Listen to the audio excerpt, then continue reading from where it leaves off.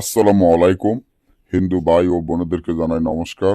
অন্যান্য ধর্মের জাতি ভাই ও বোনেদেরকে জানাই আদাব।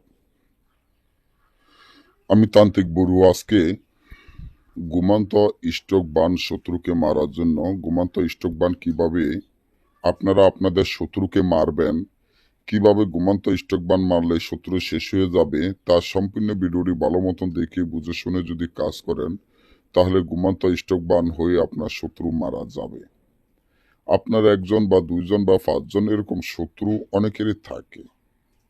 শত্রু নাই এমন কোনো মানুষ নাই যে কেউ বলতে পারবো না যে কারো কোনো শত্রু নাই। এই শত্রুর জ্বালা বড় জ্বালা। শত্রুর জন্য টিকতে পারতেছেন না। শত্রু দিনের পর দিন আপনাদের ক্ষতি করে যাচ্ছে।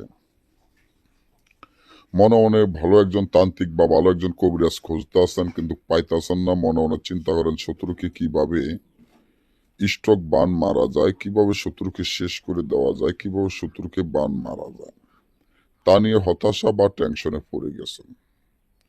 আজকে যে ভিডিওটি দেখে বুঝে শুনে যদি কাজ করেন, দেখবেন আপনার শত্রু চিরদিনের জন্য শেষ হয়ে যাবে।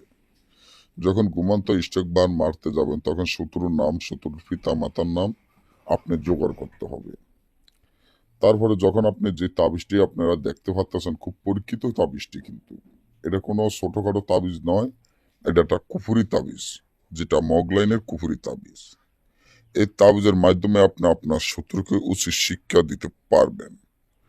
এই তাবিজটি সুন্দর করে ভালো করে যে কোনো কালি ধারায় এই তাবিজটি আপনারা একটা কাপনের কাপড়ে লিখিয়া একটি কাকের গলায় বাঁধিয়া, শত্রুর নাম, শত্রুর পিতা মাতার নাম লিখিয়া কাকের গলায় বাঁধিয়া ছাইড়া দিবেন। সাথে সাথে দেখবেন 6 ঘন্টা